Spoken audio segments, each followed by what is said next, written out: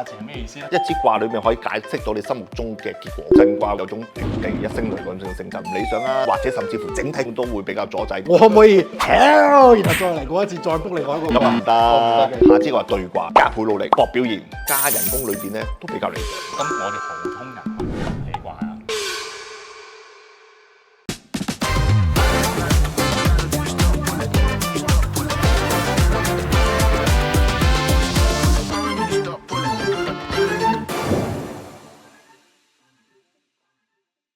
？2025年，祝大家新年快樂！財源廣進，心想事成。大家記得關注翻我呢個頻道啊，因為事關會有一個新春特備嘅節目嘅。祝大家新年行大運，新年新年好。喂，一航，我同你講啊，呢幾日咧，我啲親戚見到我咧，都話好似變咗個人咁。變咗咩人啊？變咗性格。唉，你冇格局啊！我同你講啊，我而家學識到年運卦，我一開口我走去睇全年嘅運勢。咁犀利，咁你睇下我出年會唔會加人工咧？你啊，開睇睇啦咁樣。想知答案啊？你都未請我食飯。唉，不如今期我哋等師傅講下咩叫年運卦啦。好啊，你之前喺風水師兄嘅頻道裏面都講年運啦，睇年運卦嗰個卦字係咩意思咧？年運卦因為事關咧，大家都人人可以起卦，隨時隨地都可以幫啲朋友啊過年過節嗰陣時咧，都起支卦幫人解答問題嘅。即係一年嘅運勢，呢個卦都可以睇得清楚。係啊，好威喎！正喎。係起呢個年運卦應該喺啲咩特定時間起比較準咧？係啊。嗱，有3個點咧，裏邊咧大家要注意喎。第一個係元旦，新歷過年。係啊。第二個就係春節啦。春節嚇，因為春節咧就初一嘅開始啊嘛。第3個咧就都好重要喎。就係立春喎。立春。係啊，因為有立春咧係嚟緊呢個2025年蛇年嘅開始啊嘛。所以立春呢個點咧裏邊咧，大家都要注意一下。問嘅問題裏邊咧，擺個心裏邊嚇，默念3次，念咗3次，跟住就起卦嚇。因為事關咧，你要即係要俾個天知道噶嘛嚇。咁你都完全你又唔好清晰去問呢個問題，咁你變得你上邊俾到咩答案嚟？俾唔到㗎。咁所以你誠心誠意默念3次，跟住先至再起支卦，咁就會準好多好多㗎啦。師傅話可唔可以教我哋普通人去點起卦啊？過年時間都有嗰啲糖果瓜子㗎嘛。我之前食咗財神嗰啲財神糖，喂好啊，發達啦你，好啊賺多啲。咁咪變咗攞啲瓜子嚟起卦都得嘅。佢喺個瓜子兜裏面隨意拿一紮瓜子，咁唔使特定數目嘅，唔使特定數目嘅，隨意攞幾多就攞幾多。咁啊攞紮瓜子之後咧，就揼落個台面度。咁揼落個台面之後咧，就將瓜子分為3堆，上中下咁3堆。嚇，咁啊將上邊嘅咧，如果嗱我哋單數咧為陽，雙數為陰，所以變咗咧就上中下。如果上邊係單嘅，咁啊為之陽啦。如果中間嗰堆瓜子咧係雙數嘅，咁啊為之陰。好，最尾最低嗰堆咧係單數嘅，為之陽。咁啊所以陽陰陽，咁啊為之一支卦噶咯喎。咁啊嗰支卦係咩啊？離中虛。係啊，呢個有學習有識嘢啊。學習我哋喎。咁我哋係攞一紮定係講攞好多紮嚟解卦？係，我哋攞一紮得噶啦。咁啊攞一紮就撒落個台面度，咁啊起一支卦就得噶啦。一支卦就可以解。係啊，一支卦裏面可以解釋到你心目中嘅結果噶啦。一支卦裏面咧，我哋分為8個卦啦嘛。咁啊，乾兌離震巽艮艮坤呢8支卦。咁喺8支卦裏面解釋你心目中想問嘅事情，咁都可以解到你嚟緊呢一年裏面嘅發生咩事情啊、吉凶啊，甚至乎都可以根據翻呢支卦裏邊咧去解釋翻嚟緊點樣化解都得嘅。大家都好關心財啦，先幫一行解下啦。好似佢話要財啦，頭先如果係離卦嘅話會點啊？嗱。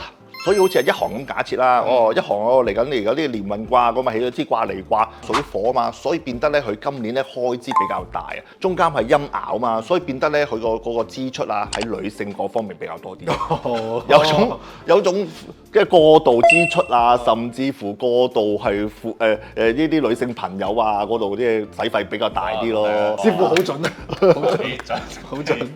咁師傅其實有啲觀眾咧，佢都會熬出另外7支噶嘛，不如我哋逐一解下啦。係啊，乾啦，嗱，好似講我可唔可以搶答？好你嚟啦，乾就滿晒㗎啦。係啦，乾3畫啊嘛，乾3畫咁啊變咗3個陽啦，嚇咁啊代表咧財運都話好好啦。係啊。嚇，嗰個乾卦咧係屬金嘅，五行屬金，所以變咗嚟緊今年咧2025年咧嗰個財運啊，甚至乎事業運啊，甚至乎揾錢嗰方面咧個勢都好強。咁我哋如果講田就肯定有個地啦。係坤啊冇晒，虛晒。係啊，所以變咗今年財運比嗰方面咧，坤卦的話咧就比較上會比較多啲煩惱啦，甚至乎投資失利啦，唔應該係立亂去就係做生意也好，或者甚至乎係投資也好，都要小心啲。始終咧坤卦屬土啊，所以變咗就阻滯比較大啲。第四支牛你講艮卦啦，艮卦咧屬於係一啲阻礙力嘅，所以變得咧會係比較上會投資嗰方面咧阻礙重重。好似一座山咁樣，所以變咗投資又好，做生意又好，或者甚至乎係即係一啲去揾錢嘅人又好，咁變得去阻礙重重先會成功啊！要加倍努力先得嘅。咁我哋心態上應該做好啲咩準備？咁啊，真係要面對重重困難啦，甚至乎唔好放棄。可能就好似話你面對客戶想同佢傾談一啲生意嘅時候，可能佢哋好多原因啊，好多嘢拒絕啊，咁你好似機會都冇乜啊，或者甚至乎好似冇乜興趣啊，咁你好容易放棄啦。咁所以變得心態上正面啲嚇，傾多幾次都會成功。即係翻過嗰座山之後，係啊，堅持不懈咁樣子，終會遇到個開路。係啊。OK，咁我哋講下支卦咯。震卦會有種平地一聲雷嗰種性質咯，所以變到咧，好容易成功嚇。好容易成功。會唔會都會講同橫財有關？今年有個大橫財都會啊！震卦，如果你話震卦嚟講咧，喺2025年嚟講咧，都會容易有啲橫財，甚至乎收入咧都會幾理想下嘅。咁我識答啦，即係如果咁自己而家睇到嘅係震卦，買啲彩票。係啊，買彩票。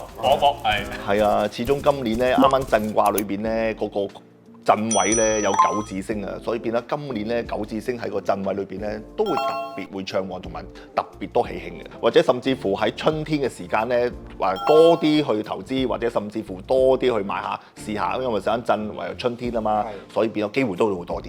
OK， 咁我哋到下一支卦咯喎。下一支卦巽卦啦，巽為風，所以變得咧嚟緊呢個財運都比較飄飄忽忽啲。吹走。都未必吹走嘅，時得時唔得咯，反反覆覆咯。風啊嘛。係啊，唔穩定咯，所以而家喺財運嚟講咧，就好似即係有時好啲，有時係差啲，或者甚至乎機會係有，但係有時係飄飄忽忽咁嘅情況啊。所以巽卦裏邊咧，大家咧都有啲自信心好啲，個信心比較強啲的話咧，就把握個時機同埋把握嗰個機遇的話咧，咁就會容易啲，會把握得到，唔會走咗去咯。即係做好準備，然後一招致命。係啊，可以咁講啊，因為小安即係一擊即中咁咯，所以大家咧都唔好太過鬆懈咁嘅情況。咁如果你話鬆懈諗住咧啲話咧，好似都過眼雲煙咁嘅情況，所以變得飄走咗。即係冇過度內耗或者焦慮，即係瞻前顧後咁樣子，就會等我哋個財運飄走。係啊，所以變咗就巽卦嚟講咧，大家都要係啊時間上要把握得比較準確啲，比較好啲。係啊。喂，師傅你都講啦，巽卦好睇時機嘅，咁邊個季節係最靚嘅時機？梗係夏天啦，夏天係屬火噶嘛，信心啊，甚至乎主動性啊都強啲嘅，所以變得嗰段時間咧把握多啲同埋主動性高啲的話咧，咁就唔會走咗去嘅。好多嘢，下支卦。好，下支卦對卦啦，對為金，所以變咗如果財運的話好開心。金喜悅啊嘛！如果係從事一啲係女性嘅生意，即係個銷售對象女性的話咧，咁就會容易特別好啲嘅。男性唔係唔得比較上少啲，少啲。有好過冇咁啊，對於財運嚟講咧，就做銷售又好，或者甚至乎嚟緊打工仔嚟講，都會喺呢個加人工裏邊咧都比較理想。好，咁咩時機去同老闆提呢件事咧？呢個時機裏邊就係秋天啦，立秋之後。但係如果老闆 book 到支卦，呢個唔係我嘅時機，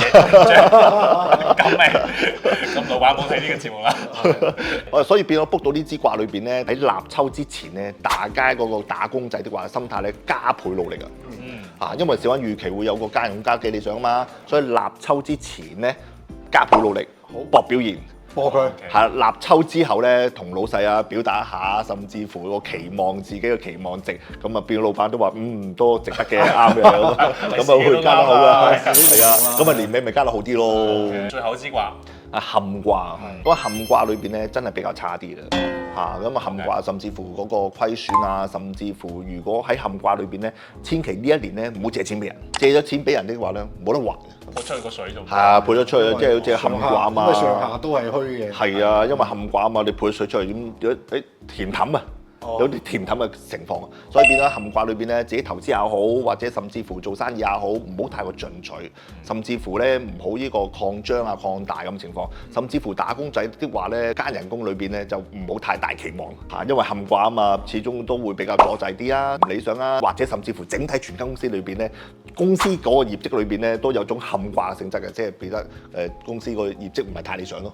如果我唔好彩係坎卦 book 到坎卦，我可唔可以 hell 然後再嚟過一次，再 book 另外一個？咁唔得，嘅，因為事關你有誠心誠意啊嘛，咁啊誠心誠意問咗個天就俾咗信息你，咁你應該去面對呢個問題，點樣解決？將呢個坎卦咧就化危為機咯，嚇咁啊先至可以喺個卦裏邊咧講俾你聽，你有咩要改善地方，有啲咩地方你要去進取多啲，喺呢個環境裏邊咧你要爭取多啲，甚至乎努力多啲，先至改善到你自身嘅命運嘅。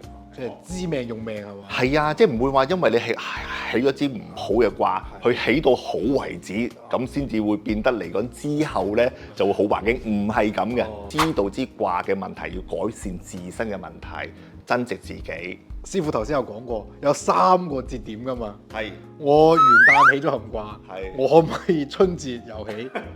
唔靚嘅話，我到立春再起。係喎。可以咁講俾你聽。係。嗱，喺元旦起咗支卦，起咗支坎卦，其實個天已經俾咗信息你嘅。再之後你立春嘅時間又好，春節也好，起支卦，其實個支卦未必係坎卦，但係個信息裏邊咧都係唔會太好嘅。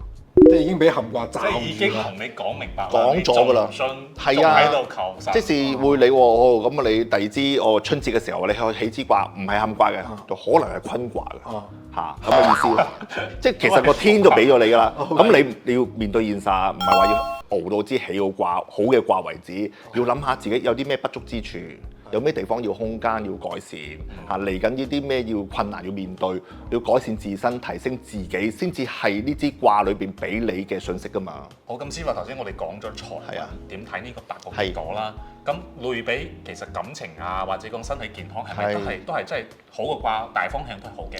係啱，同埋唔好嘅大方向都係講唔好嘅。Okay. 我都會做咗個表俾大家嘅。咁喺呢個表裏邊咧，有8支卦裏邊嘅個意思啦，甚至乎都係大家去根據呢8支卦自己去卜呢支連運卦嘅問題裏邊咧，睇翻個表，咁啊個表裏邊咧都會有啲解釋同埋個方向㗎啦。咁大家如果想得到老師總結嘅呢個表咧，都可以即刻添加我哋呢個小助理嘅 WhatsApp，咁啊，我哋小助理會把呢個表去發俾大家。咁以後大家去食飯嘅時候咧，就可以辦大事啦。好，今期嘅節目就差唔多啦。咁如果中意我哋嘅內容咧，都可以 follow 我哋嘅頻道，等我哋嘅真紅師傅幫大家一齊改善你哋嘅運程。好，咁祝大家新嘅一年財運旺，事業順，感情甜啊！祝大家新年快樂！